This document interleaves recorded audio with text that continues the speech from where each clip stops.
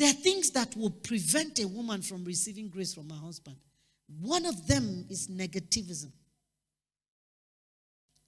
And of the two genders, male and female, we are more negative. And we are most negative when there have been some negative events in the past. And we don't allow the man to forget. This couple session will be broken into 2 bits. So this is the first bit.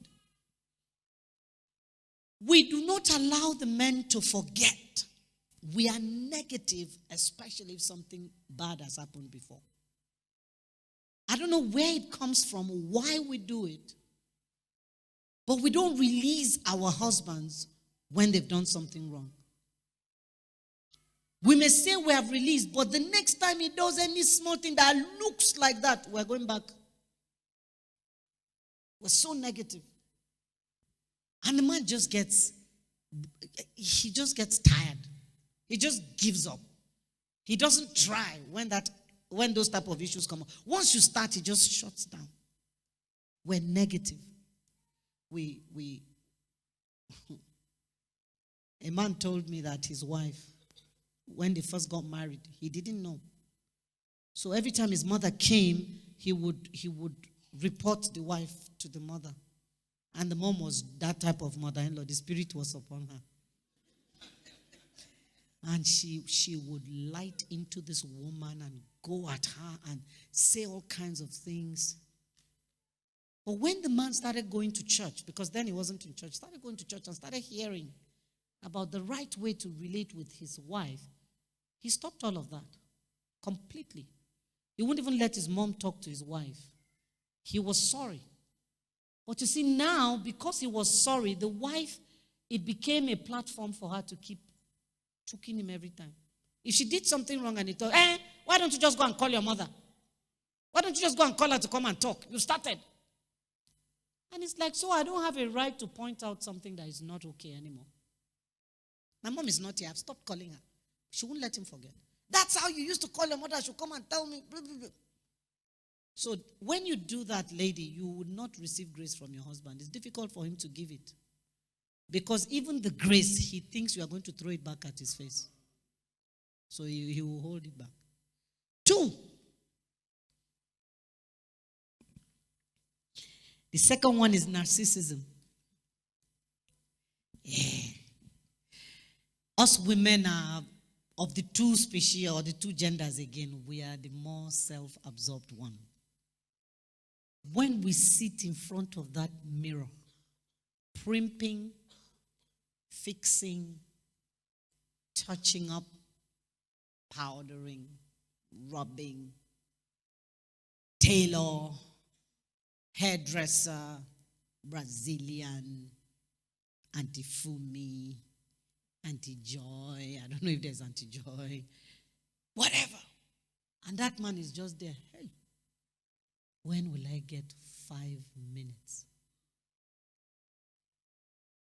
10 minutes? Will she ever give me this total attention that she's giving these her nails? Hey, some of us, our nails. My God. Easy, don't touch the nails. Don't touch the nails. They're not dry. Husband wants to hug. Nail not dry. Bros, wait.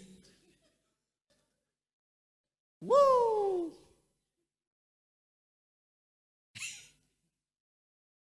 Husband rushes to hug his wife. The hair, don't mess my hair. Whoa.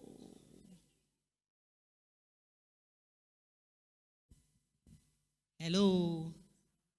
Narcissists, we are so self-absorbed, we forget to nurture the husbands that we've been given. And we prayed for the husband. Though. We asked God to give us husband. Though. He gave us the husband. A woman wrote a book, it's titled The Proper Care and Nurture of Husbands. She even has it on audio book in case you are too lazy to read. Fantastic book. Your husband is outside the buffet. What's the word? Buffet or buffet? Buffet. They buffet him outside. The only place he has a big head is in his house. Then he comes in after being beaten up outside like that. And is looking for this place. Because it's not the house he's coming to, it's the person.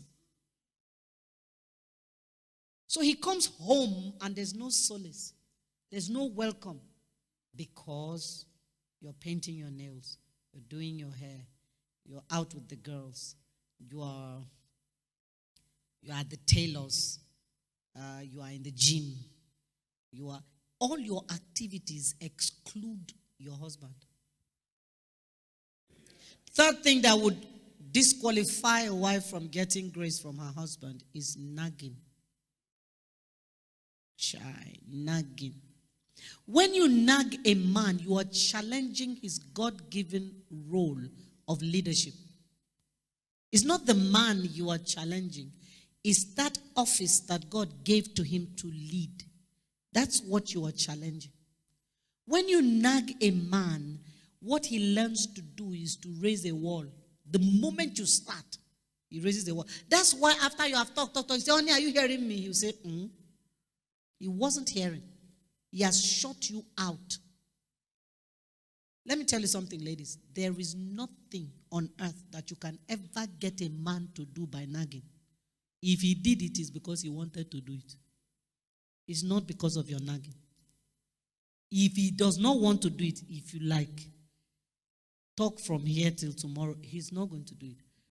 3 things would disqualify a man from receiving grace from his wife. Number 1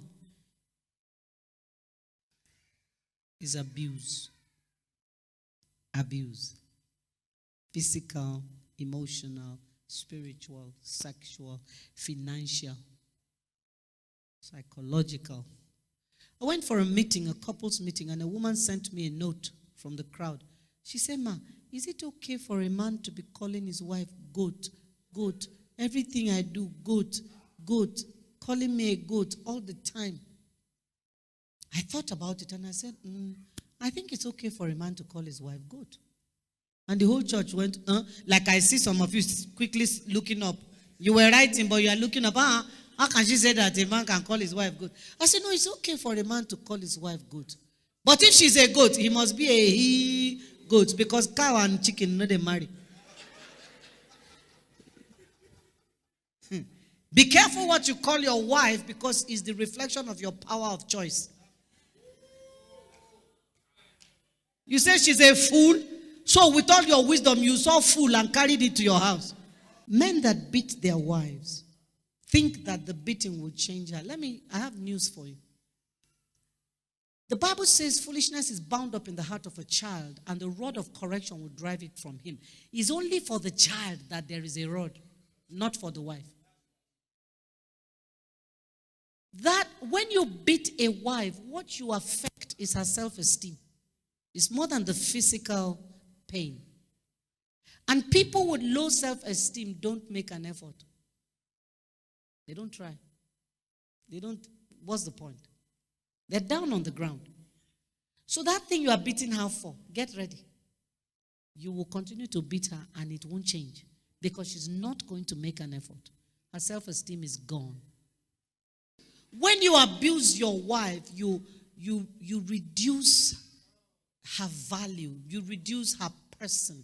You reduce her sense of self. You strip her of the covering she should have. And you are supposed to be that covering. Second thing that would disqualify a husband from receiving from his wife is addiction. Addictions necessarily swallow up parts of you that should be engaged in the relationship. Addictions shut down emotions and other things that should be brought into the relationship. So she's relating to less than half of you, because addictions have swallowed up the other half. Addictions send you down pathways that doom your children to battles they should not be fighting. I don't have time to go into all those details. When you go into drugs, addiction brings shame. Addiction costs time and money. Addiction is a thief. It steals from you everything of value. You can't afford to give yourself to anything except God. Like that. Third thing that would disqualify a husband from receiving from the wife is affairs. Sexual affairs. Oh, I don't have the time to go there. But Job never committed adultery. He has some of the most powerful expositions on the consequences of adultery. He said, adultery will root out all my increase. When you have an affair, you wound your spouse in a way that only heaven can heal it. The pain will always be there. It never goes away. Because you are taking this intimate thing between the two of you and you are bringing strangers into it. That wasn't the design. The only person that should know what you look like in passionate moments is your spouse, not a third party.